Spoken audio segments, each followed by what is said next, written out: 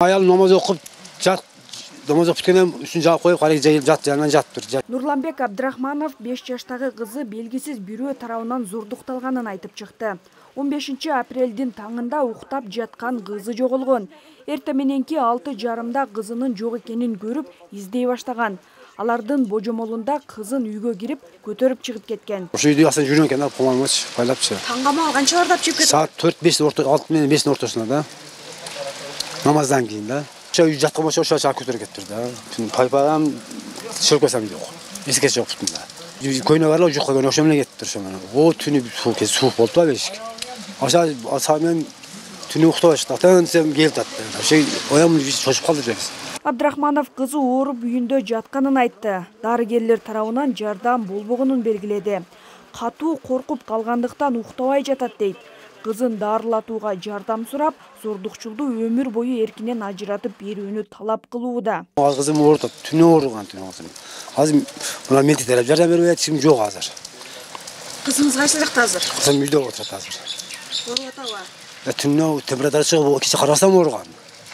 Биз карабайт экен азыр. Азыр аксаң болсо карайт, аксаң болсо карабайт экен. Ашына болуп калды. Ошо ооруп туруп башына дагы.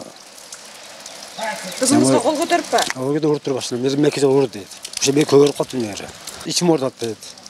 Саат түн эртең кечеде жактаксы жүрдү, аса жүрдү, сууда жүрдү. Барсам дедим, я полный суу. Айтарым сөзүм, камап берсин кызым жакшылык берсин шу.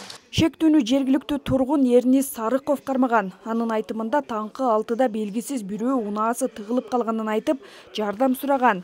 Барса ээн жерде Аяш кызы да болгон.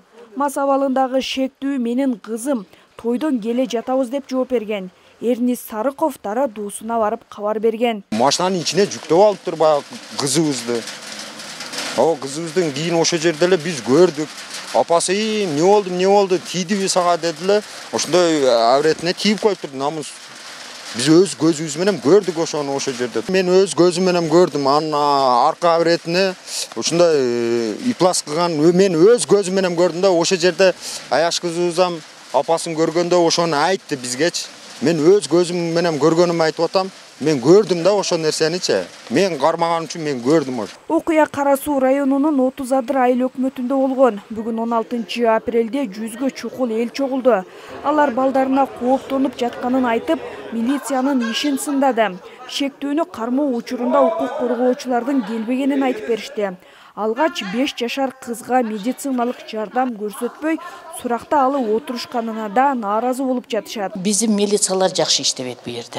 1 саат чакырышыптыр. Жок да олар, жок. Где они? Ата-энеси менен сурак калдык дейт. Бул кылганы туура эмес деп ойлойм мен. Сразу нужно было немеге абарыш керек эди да, экспертизага кызды.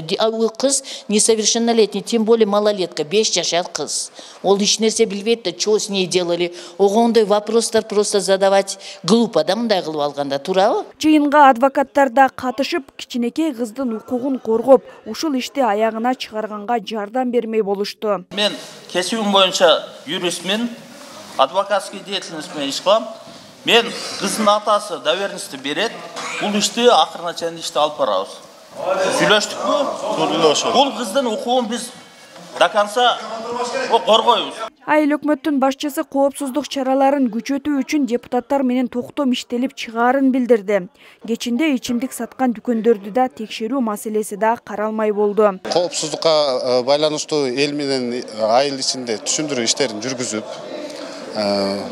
мындан ары мындай иштер кайталанбаш үчүн, анан кечинде баягы спиртной сатылган магазиндерди жабыш боюнча ушул боюнча маселелерди көтөрүштү.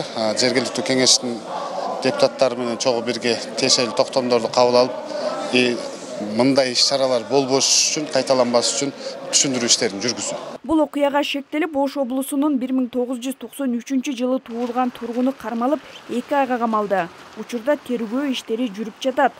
Ош облустук ички иштер башкармалыгынын басма сөз катчысы милицияга коюлган айыптарды четке кагууда.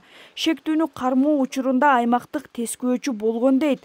Ал эми кызга медициналык жардам көрсөтүлбөй, алгач суракка алынганын, сурак учурунда гана кызга сексуалдык зомбулук көрсөтүлгөнү маалым болгон деп билдирди. Адам урдоо жана сексуалдык зомбулук аракеттерди көрүү боюнча беренелери боюнча кылмыш иши козголуп тергөө амалдары жүрүп атат. Райондук иштер бөлүмүнө катталып тергөө качантоо барганга чейин аймактык тескөөчү ал жерге биринчи болуп барган. Ошол жердеги жергиликтүү тургундар менен ошол жана жогоруда айтылган талаадан автоунаанын ээси менен ошол кызды табышкан. Кызга сексуалдык аракеттер зомбулук көрсөтүлгөндүгү жөнүндө маалым болгон эмес. Качан гана райондук иштер бөлүмүнө алып келип, ал жерде тергөөнүн тартибине ылайык соц педагогдун балдарды колдоо бөлүм кызматкерлеринин ата-энесинин көзүнчө сурак кылган учурда гана ошол сексуалдык аракеттер болгондугу жөнүндө маалымат алынган. Учурда соттук медициналык экспертиза дайындалган. Милициянын маалыматы боюнча кызды 2 жолу дарыгерлер карап, дарыланууга зарылчылдык жок деп чыгарылган.